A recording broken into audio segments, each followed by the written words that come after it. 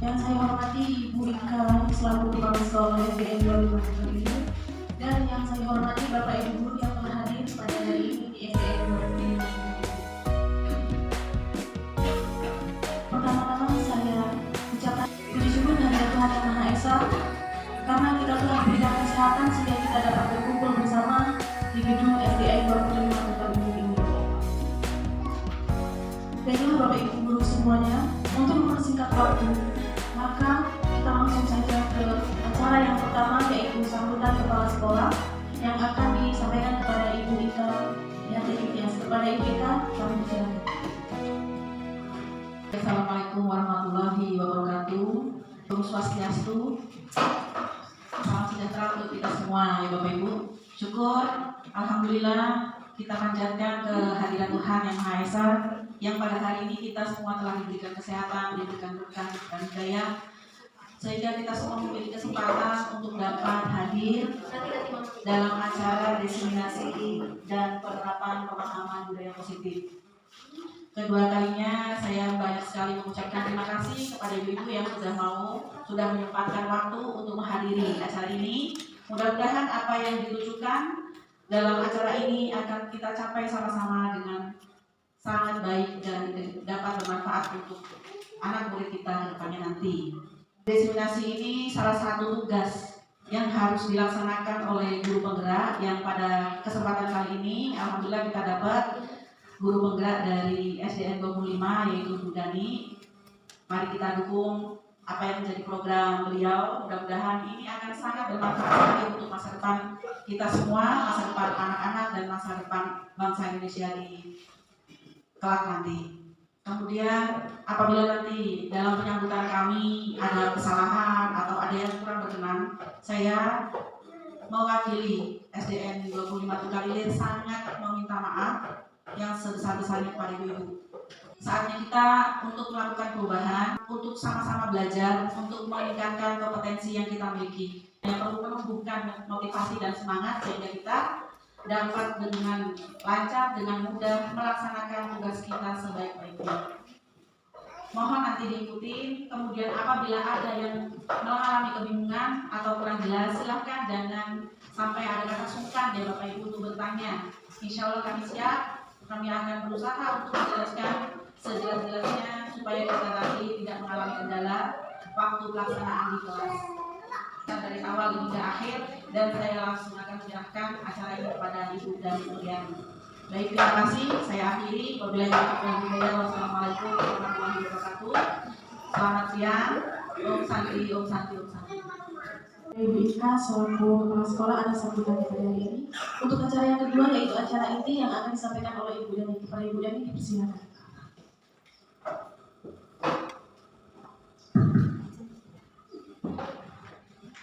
Assalamualaikum warahmatullahi wabarakatuh. Om Santi Swastu. Selamat siang dan salam sejahtera bagi kita semua. Kepada Ibu Ika Prihatin Tias, Kepala Sekolah SDN 25 Tugalilir yang kami hormati, kepada ibu-ibu dan bapak juga ya ada ya. Dari SDN 25 Tugalilir, dari SDN 22 Tugalilir, dari TK atau PAUD Melati yang kami hormati. Puji syukur alhamdulillah pada pagi menjelang siang hari ini kita masih diberikan kenikmatan dari Allah Subhanahu wa taala sehingga kita bisa berkumpul di ruang gedung SDN 25 Tugalilir ini. Salam serta selawat saya haturkan ke junjungan Nabi Muhammad SAW yang akan senantiasa kita nantikan syafaatnya di ila yaumil qiyamah. Selanjutnya kepada Ibu Ika selaku kepala sekolah, terlebih dahulu saya mengucapkan banyak terima kasih sudah memfasilitasi, memberikan dukungan sepenuhnya kepada saya sehingga acara ini bisa berjalan. Acara ini adalah kolaborasi atau gabungan, yaitu acara dari saya untuk menyampaikan atau mengimbaskan tentang diseminasi dan penerapan budaya positif di sekolah. Kemudian nanti akan disambung oleh berkah yaitu pengimbasan tentang PMN. Bila nanti ada kekhilafan saya dalam menyampaikan, saya mohon maaf yang sebesar-besarnya dan saya apresiasi, sangat bersyukur, terima kasih banyak ibu-ibu sudah berkenan untuk menghadiri acara ini. Kita bermain sebentar untuk merilekskan pikiran yuk siap-siap. Nah, dari bertak satu ditunggu-tunggu di bel sana sini. Nah, tapi alhamdulillah sudah. Saya punya permainan pelunya muter-muter atau kata kuncinya muter-muter. Mungkin Ibu pernah diajak permainan seperti itu. Pokoknya intinya pelunya atau kata kuncinya muter-muter. Nah, jika 2 ditambah 2 itu ada berapa? 4. 5 ditambah 5. Nah, sekarang kalau 10 ditambah 4 berapa? 14. Muter-muter pelunya.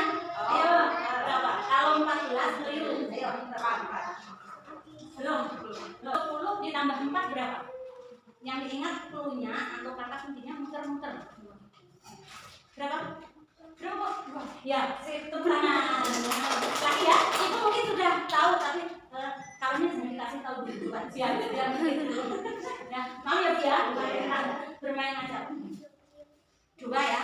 Kalau 2 ditambah 15 berapa? Muter-muter loh. 2 ditambah 15. Tadi 12 ditambah 10 ditambah 4 2 kan? Sekarang 2 ditambah 5. 2 ditambah 15. Ayo Putri. 2 ditambah 15 berapa? Yang diingat muter-muter. Tadi bisa loh, Ibu bisa loh. Tahu dulu ya Bu. Tadi sudah ketemu. Kalau 10 ditambah 4 itu 2. Nah sekarang kalau berapa? 2 ditambah 15 itu berapa? 4. Belum? 5. Ya 5. Ya berarti sudah paham ya Bu ya. Nah udah paham. Oke udah ada 2 yang paham. Nah apa Bu silakan disampaikan ke rekan-rekan nanti bisa untuk permainan dengan anak-anak. Apa Bu rahasianya? Yang muter-muter. Kira-kira benda yang muter-muter apa Bu? Jarum jam. Ya, jarum jam. Jadi kalau 15 ditambah 2 berarti 17. 17 itu berapa? 25. Bisa Pak? Ya, ada satu lagi. Nah sekarang kuncinya saya mohon. Pokoknya kita nanti sebenarnya pada kata kunci. Saya mohon nanti kalau ibu bermain dengan anak, saya minta atau ibu minta. Kalau saya minta ibu, saya mohon. Saya mohon pegang jeruk. Saya mau pegang jeruk. Berarti yang salah 1, 2. Nah, yang salah 2 berarti. Saya mohon pegang jajan. Yang mana jajan? Nah, yang salah 1 karena pegang 2. Letakkan jajannya. Enggak ada saya mohon. Salah semua. Kan kata kuncinya saya mohon. Salah semua. Gimana? Paham tak Bu? Saya mohon pegang kepala. Saya mohon diturunkan. Enggak. Angkat tangannya Bu. Nah, keliru. Kenapa keliru? Kuncinya saya mohon. Mari sejenak kita merenungi, kita refleksi diri. Apakah kita sudah pas atau belum? Kita sebagai dewan guru, sebagai orang tua, kita mengikuti budaya ketika masih menjadi peserta didik zaman dahulu. Untuk itu dalam kesempatan ini izin untuk berbagi pengetahuan sedikit apa yang sudah saya dapatkan dari pendidikan calon guru penggerak, dan saya berharap sekali lagi mudah-mudahan ibu-ibu yang berada di ruangan ini juga tergerak, bergerak, dan menggerakkan. Ayo bareng-bareng kita untuk membenahi diri sehingga kita bisa menjadi guru yang mendekati kriteria guru yang diharapkan. Jadi intinya kita akan belajar tentang budaya positif. Budaya positif adalah keyakinan dan nilai yang disepakati yang menjadi kebiasaan bersama yang akan dilakukan dalam waktu lama. Artinya nilai-nilai positif ini kita lakukan bukan hanya untuk sesaat,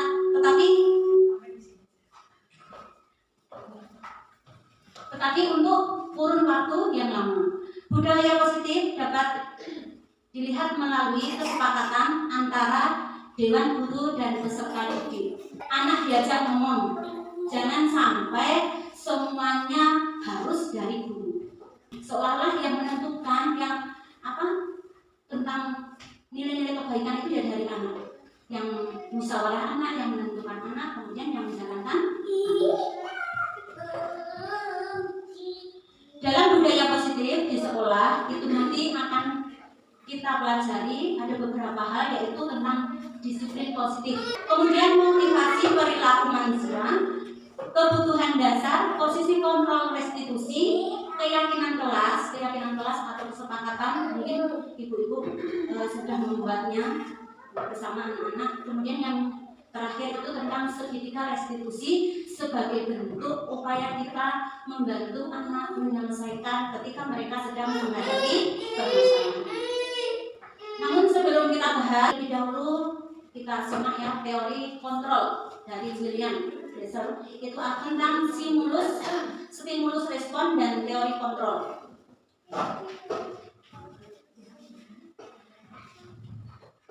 Jadi yang pertama, secara realita kebutuhan kita itu adalah sama. Kita menganggap bahwa kebutuhan kita itu sama. Namun pada dasarnya itu sebetulnya tidak. Realitanya bahwa kebutuhan kita itu berbeda. Antara yang satu dengan yang lainnya berbeda-beda. Tapi kita sering ngomong, kalau kita itu awalnya podo, kita ini sama, kan seperti itu.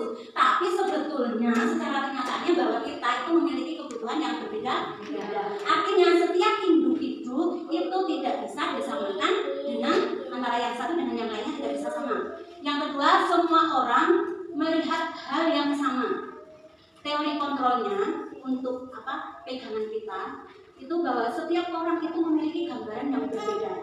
Mungkin gambarannya Bu Wayan dengan gambarannya Bu Sri itu yang berbeda. Apa yang dipikirkan Bu Wayan belum tentu dipikirkan Bu Sri. Apa yang dipikirkan Bu Sri belum tentu dipikirkan oleh Bu Eka. Karena kita itu secara individu itu memiliki gaya pemikiran yang berbeda. Selanjutnya, perilaku buruk dilihat sebagai suatu kesalahan. Namun semua kesalahan itu sebetulnya ada alasan, itu yang benar. Saya bisa mengontrol orang lain. Namun teori kontrolnya itu kita harus kolaborasi dan konsensus untuk menciptakan pilihan-pilihan baru.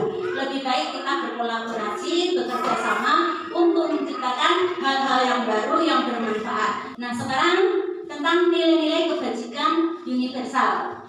Bahwa nilai kebajikan adalah sifat positif manusia yang merupakan tujuan mulia yang ingin dicapai setiap individu.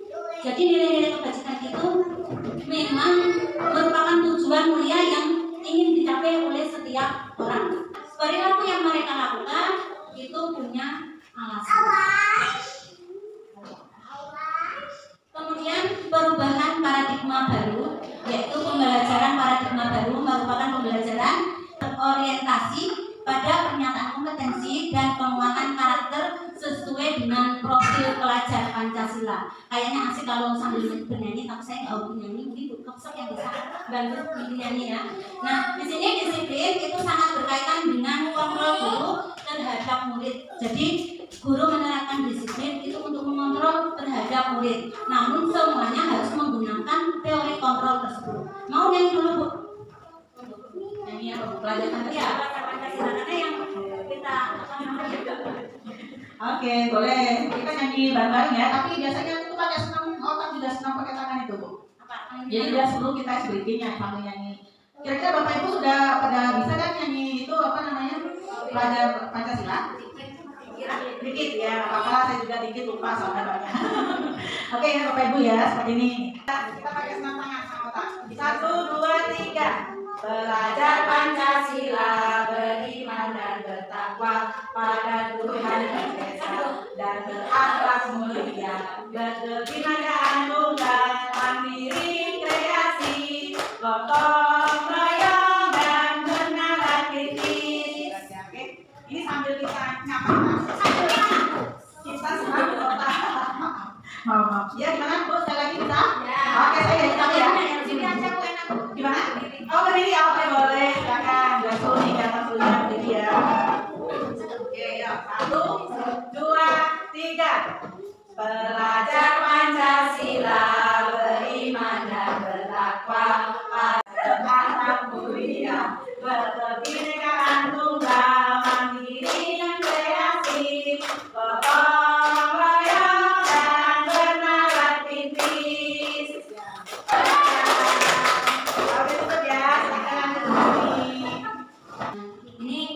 ke acara ini yang yaitu disiplin positif.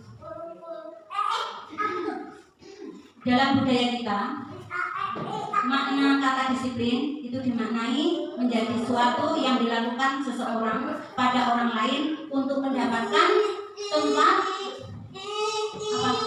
mendapatkan kepatuhan. Artinya mendisiplinkan anak biar anak itu bisa patuh. Itu secara kenyataannya atau artinya seperti itu. Kemudian yang kedua yaitu motivasi perilaku manusia. Perilaku itu segala sesuatu yang diperbuat manusia. Yang pertama itu untuk menghindari ketidaknyamanan hukuman. Orang akan melakukan berperilaku mungkin berperilaku disiplin. Contohnya saya akan datang tepat waktu karena biar tidak dihukum Bu Ika. Kalau saya kesiangan terus saya ditegur, saya bisa mungkin dikenakan sanksi dan lain sebagainya.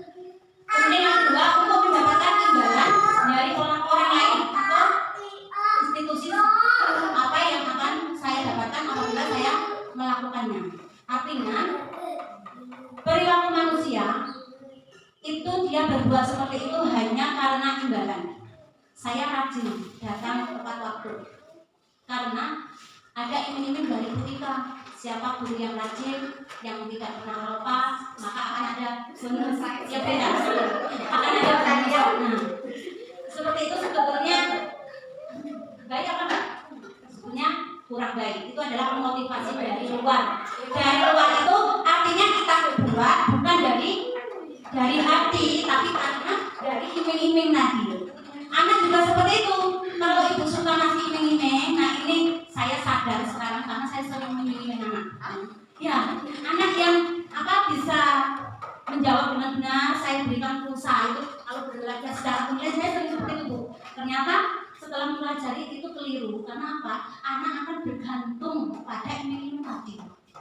Itu hanya dari motivasinya itu dari luar, bukan dari kesadaran sendiri.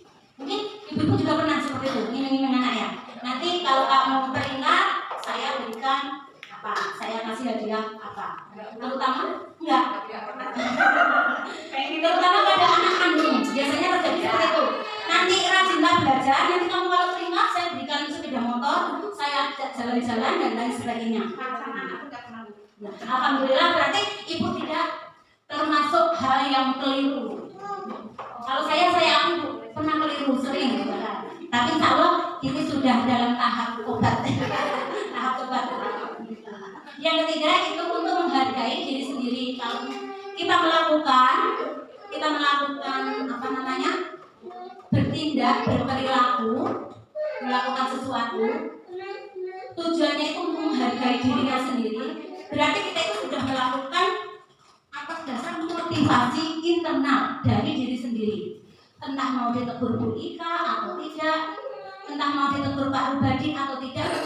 Kalau jam masuk pukul 8 berarti saya pukul 8 harus sudah standby di kelas. Itu berarti berasal dari diri sendiri. Kita akan belajar juga tentang perilaku tadi ya. Perilaku itu ada 3 hal, yaitu tentang hukuman, konsekuensi, dan restitusi. Pernah ibu mendapati anak-anak yang melakukan kesalahan? Ibu pernah membuat peraturan sekolah, peraturan kelas, ya, atau kesepakatan kelas yang lebih pas. Itu memang kesepakatan kelas atau keyakinan kelas.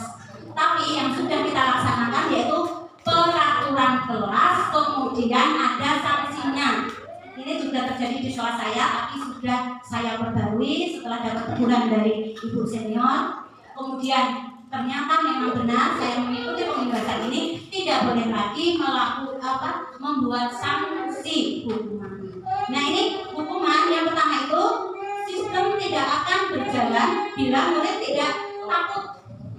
Pernah ibu membuat peraturan, kalau anak tidak ikut upacara maka disuruh untuk biasanya Bu yang nggak ikut upacara. Kalau kelas 6 kemarin itu kan bukan membersihkan kan? Ya nanti perbaiki. Makanya kita nanti tobat bareng-bareng. Nah, anak yang tidak ikut upacara di kelas 6 kemarin itu membersihkan WC. Itu berupa hukuman. dengan dia membersihkan WC, maka tidak akan merubah dia bisa mengikuti upacara. Ya Pak ya Bu? Ya. Jadi walaupun dia sudah membersihkan WC, tapi tidak bisa merubah dia itu di posisi ikut upacara. Itu namanya sederhana. Kemudian mendorong untuk menyalahkan diri. Oh ya, saya berbuat salah sehingga saya mendapat hukuman. Ini saya salah, dan salah. Yang ketiga, anak belajar menyembunyikan kesalahan, artinya tidak jujur. Biasanya anak-anak ngumpet-ngumpet tidak jujur. Mengapa? Karena takut hukuman. Kemudian mencoba mengontrol anak dengan penguatan yang negatif. Mereka melakukan itu atas dasar keterpaksaan. Ya, menguras WC dengan ngedumel sambil marah-marah. Karena apa? Mereka itu tidak ikhlas, tidak melakukannya itu tidak didasari dari hati nurani. Kemudian yang ketiga itu konsekuensi. Apa bedanya hukuman dengan konsekuensi? Mari kita lihat. Kalau konsekuensi itu memerlukan monitoring dan supervisi secara terus-menerus. Artinya misalnya kamu tidak mengerjakan PR, konsekuensinya berarti kamu harus mencatat ketika teman-temannya sedang istirahat. Itu sebanding, ya. Itu sebanding, namanya konsekuensi. Artinya bukan hukuman. Kalau hukuman tadi itu tidak sebanding dengan apa yang dia lakukan, tidak bisa merubah. Bisa membedakan dia ya. Nah, kalau konsekuensi itu misalnya anak tidak terlambat sehingga ketinggalan pelajaran, mungkin mencatat pada saat itu. Konsekuensinya apa? Ya sudah, ketika teman-temannya sedang istirahat, kamu harus tinggal di kelas untuk mencatat. Kemudian mendorong kepatuhan. Anak akan patuh dengan konsekuensi tadi. Anak belajar taat peraturan. Mereka kalau saya terlambat lagi, nanti teman-temannya pada istirahat, saya nggak istirahat sendiri. Tapi tidak ada rasa jengkel kepada guru. Tapi kalau hukuman biasanya jengkel kepada guru, bukan mempan, bukan berubah, tapi justru akan diulang-ulang. Sekarang dihukum, besok dihukum. Bahkan naudzubillah ya, pernah saya mendapati anak yang jengkel sama guru, kemudian dia mengucapkan kata-kata yang menyumpahi, sumpah serapah, menyumpahi guru. Nah, ini jangan sampai terjadi pada lingkup kita, karena itu adalah membentuk karakter anak yang keliru. Kemudian dibuat oleh guru dan murid. Konsekuensi itu kesepakatannya harus dari guru dan murid diajak ngomong. Nah, kalau misalnya kamu terlambat tidak tiket, kira-kira apa yang akan dilakukan? Jadi anak itu punya kesepakatan di situ. Konsekuensi itu mengarah ke kesepakatan. Selanjutnya mencoba mengontrol anak dengan pernyataan yang positif. Jadi yang kita lakukan itu tidak menyalahkan anak, bukan menggunakan hal-hal yang negatif, tapi kita lebih condong untuk menyadarkan anak sehingga besok tidak terulang lagi. Selanjutnya restitusi itu adalah hal yang sangat positif. Yang kemarin saya banyak belajar dari Bu Ika, ternyata memang benar kita sebagai dewan guru ketika mendapati peserta didik yang melakukan kesalahan, sebaiknya kita menggunakan teori restitusi untuk membantu anak menyelesaikan masalah. Bagaimana restitusi itu? Yaitu yang pertama, murid belajar bertanggung jawab untuk memperbaiki perilakunya. Anak yang salah tadi jangan disalahkan. Anak yang salah jangan disalahkan. Kok nggak boleh disalahkan? Tapi berusaha disadarkan. Ditanya baik-baik. Nah, kamu melakukan seperti ini, itu apakah sesuai dengan hati nuranimu? Sehingga mereka itu diajak ngomong guru itu enak, tidak merasa sakit hati, tidak merasa dipojokkan. Kemudian mendorong disiplin positif. Jadi dengan tanpa hukuman, tanpa ada kata sanksi-sanksi tadi, justru anak dari sedikit demi sedikit mereka akan belajar untuk mendisiplinkan diri sendiri. Dibuat oleh murid. Artinya kita membuat kesepakatan atau kesepakatan kelas di situ tadi. Seperti konsekuensinya tadi, yang membuat itu murid. Guru hanya memancing. Misalnya kita hari Senin melakukan upacara. Bagaimana ini pendapat kalian, pendapat anak-anak itu bagaimana? upacara dimulai pukul 7.30. Kalau terlambat kira-kira bagaimana dan sebagainya. Itu anak akan lebih senang jika mereka diajak untuk memutuskan. Nah, ini tindakan guru yang sering kita lakukan. Coba kita renungi apakah yang dilakukan guru itu masuk dalam kategori hukuman atau konsekuensi. Tadi kita sudah melihat ya, hukuman itu contohnya yang seperti apa, kalau konsekuensi itu contohnya yang seperti apa. Yang pertama yaitu mencatat 100 kali di dalam buku dengan kalimat saya tidak akan terlambat lagi. Artinya ketika anak terlambat disuruh gurunya, kamu harus berjanji, buatlah janji, tulis sampai 100 kali. Itu perintah gurunya kepada anak yang terlambat tadi.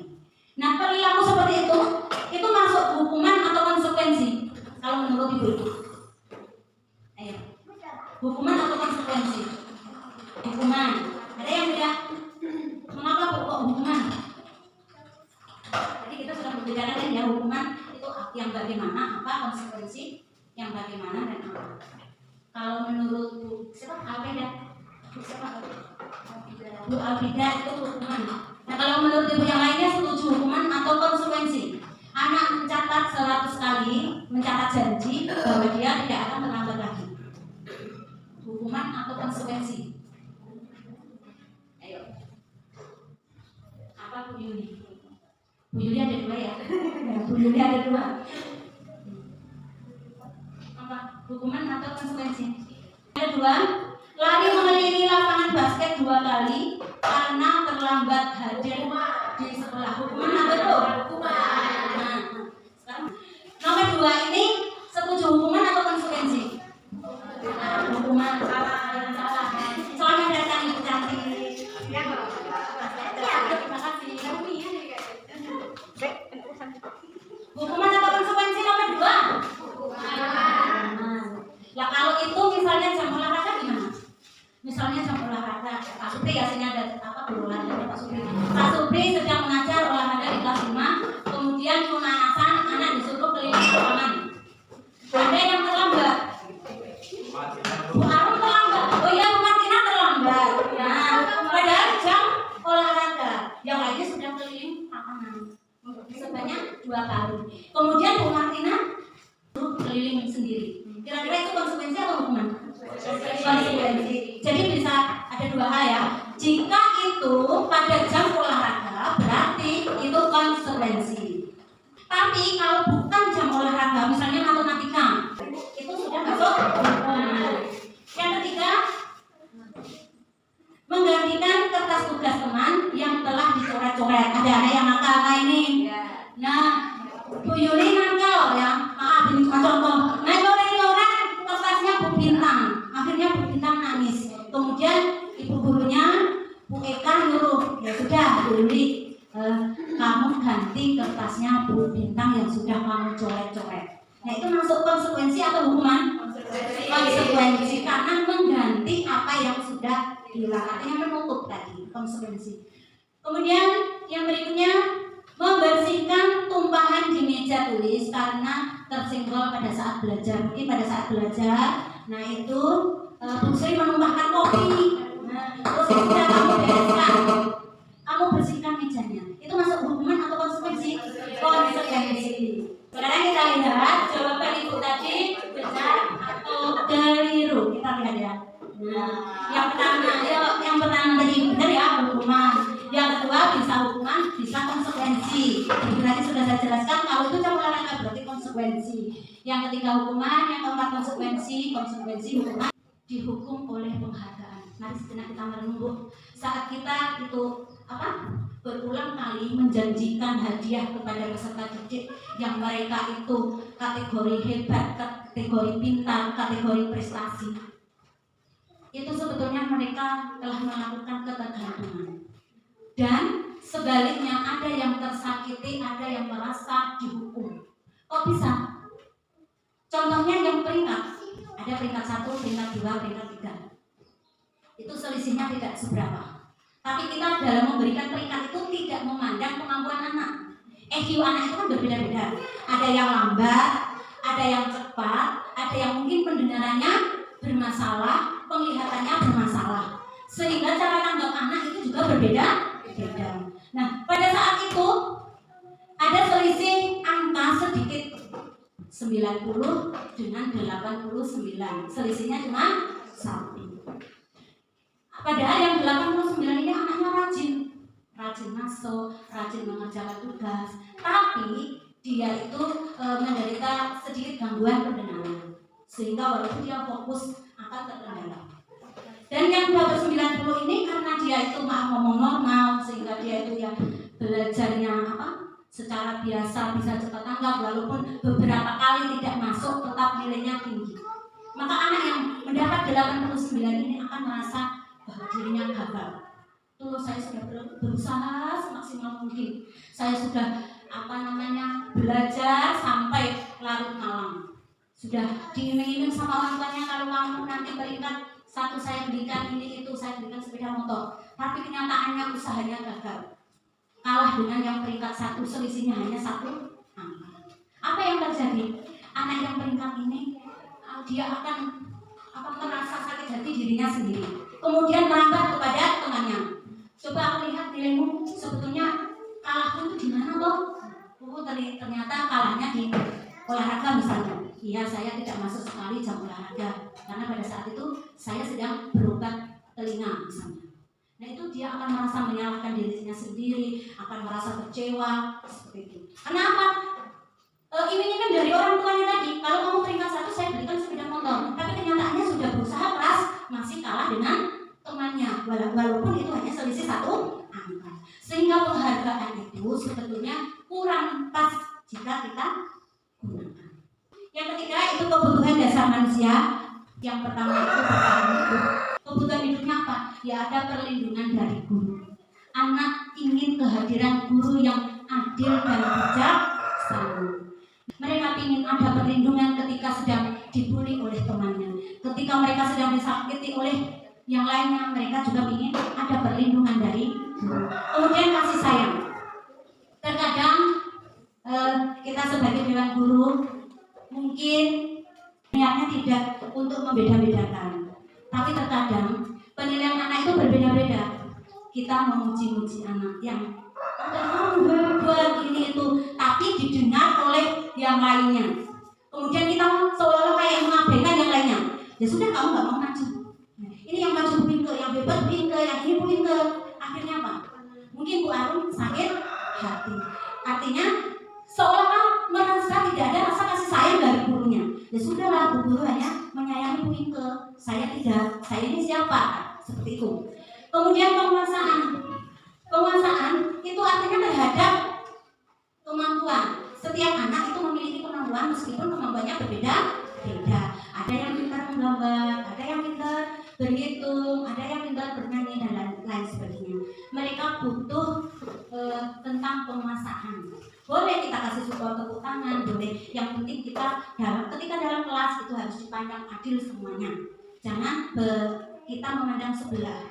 Boleh kita sesekali itu mengacungi jempol, ini hebat, Bu Arum sudah menyelesaikan hebat. Tapi besok hari berikutnya jangan ke Bu Arum lagi, ke yang lainnya, sehingga mereka merasa sama. Mereka memiliki penguasaan yang perlu dihargai sama. Kemudian kebebasan itu artinya ketika belajar kita bisa menggunakan metode pembelajaran bervariasi. Jangan ceramah terus, jangan bermain terus, atau mungkin diselingi dengan bernyanyi seperti tadi. Kemudian kesenangan, anak ini juga memiliki kesenangan yang harus kita perhatikan. Anak ini senangnya apa sih? Artinya jangan sampai kita samakan anak yang satu dengan anak yang lain. Itu memiliki hobi sendiri-sendiri. Ada yang hobinya masak, ada yang hobinya itu bernyanyi, atau ada yang hobinya itu memang praktek dan lain sebagainya. Mereka memiliki kesenangan sendiri-sendiri. Bagaimana? Coba tangan kanan, ya ditangguhkan, tangan kiri tutup. Terus tepuk ya. Angkat 1, tepuk. Tangan kiri menepuk ke tangan kanan. Ini cepat. Iya. 1, 2, 3, 4. Pukul. 1,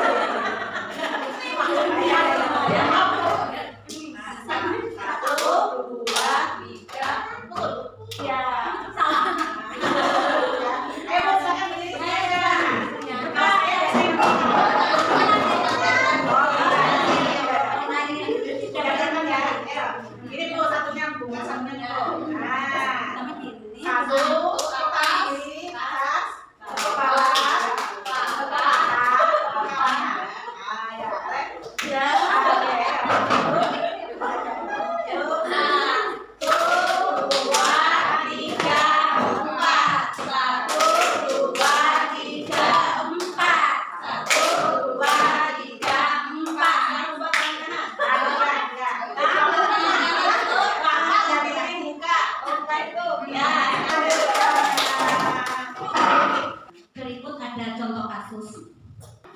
Yang pertama, ibu guru bilang, aku tidak boleh membaca soal keras-keras saat mengerjakan soal. Kan itu tidak seru. Kira-kira kebutuhan apa yang ingin dipenuhi anak ini? Kalau dia merasa seperti itu, apa? Kebebasan. Ada yang lain? Saya nggak nyalahkan dong, ibu sendiri yang menebak. Kebebasan atau apa? Ayo. Yang ketiga, aku bosan. Mosok belajarnya itu saja. Coba. Apa? Kesenangan ya. Yang keempat, aku sebel. Gambaranku tidak rapi. Bu guru malah memperlihatkan ke teman-teman. Sudah gambarannya tidak rapi, tapi dilihatkan ini loh gambaran si Rina. Aku sebel. Kira-kira kebutuhan yang ingin dipenuhi oleh anak ini berupa apa? Sudah ditulis jawabannya? Apa? Bertanya dulu. Coba kita lihat banget. Kita lihat konteksnya ya. Kesenangan. Yang pertama, kesenangan benar. Benar. Yang kedua, tidak disapai ya. Ini tidak disapai guru, berarti kasih sayang. Yang ketiga, bosan tadi ini kebebasan. Yang keempat, itu penguasaan. Karena tentang apa yang dia lakukan. Bisa akan menggambar ya, berarti penguasaan. Ada 5 posisi kontrol, yaitu penghukum, pembuat rasa bersalah, kemudian teman, pemantau, manajer. Sekarang keyakinan kelas. Ibu-ibu sudah membuat kesepakatan atau keyakinan kelas. Coba contohnya apa satu? Keyakinan kelas yang dibuat di kelas 4 apa? Masih pakai sanksi. Ya sama, berarti nanti kita baca. Apa Bu contohnya keyakinan kelas yang dibuat? Iya, sama.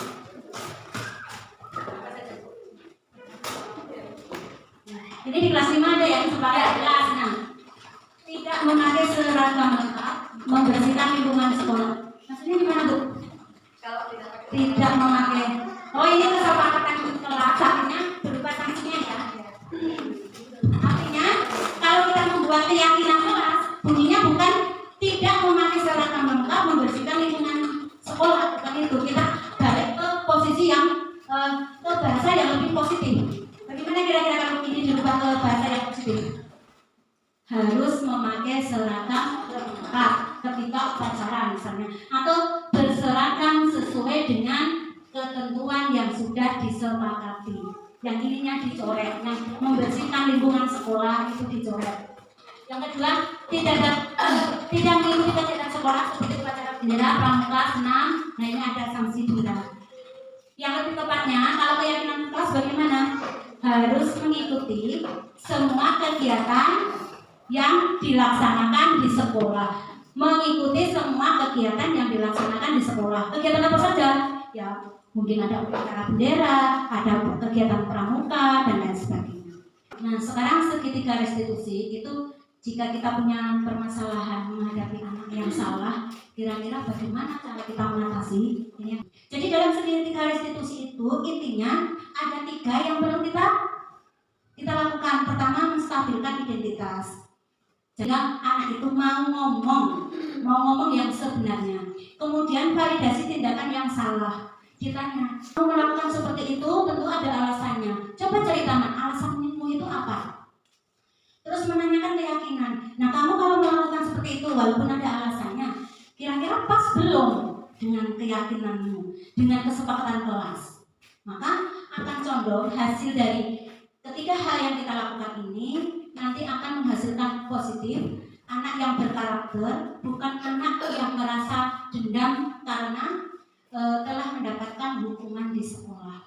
Tapi dengan ini, insya Allah anak itu akan bisa menumbuhkan anak yang berkarakter. Untuk mana HP saya?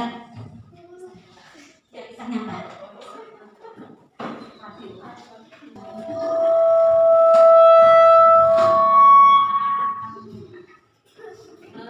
Mungkin sudah di penghujung acara, ibu-ibu yang saya hormati. Demikian saya sudah berbagi, mencoba untuk berbagi praktek baik apa yang saya dapatkan selama saya mengikuti pendidikan calon guru penggerak. Sekali lagi terima kasih kepada Ibu Kepala Sekolah yang sudah memfasilitasi, sudah memberikan dorongan. Kemudian kepada ibu-ibu sekalian, saya mengajak, ayo mumpung ada kesempatan, mumpung ibu-ibu masih muda, ya, mumpung Ibu Juli, Ibu siapa dari PAUD ini, jangan bilang kalau di PAUD itu tidak bisa mengikuti program-program Bu. Bahkan yang dari kalangan itu juga guru PAUD ya Bu ya. Nah itu semangat guru TK, semangat mengikuti. Yang penting sudah masuk di sini PKB, ikutilah. Jadi saya ucapkan banyak terima kasih. Mudah-mudahan apa yang kita lakukan pada hari ini bisa bermanfaat untuk bidang pendidikan di sekolah kita masing-masing. Mungkin hanya itu yang dapat saya sampaikan. Sekali lagi ucapan mohon maaf yang sebesar-besarnya kepada Ibu Ika, kepada ibu-ibu semuanya yang sudah melonggarkan waktunya. Saya akhirul qaniyata. Wassalamualaikum warahmatullahi wabarakatuh.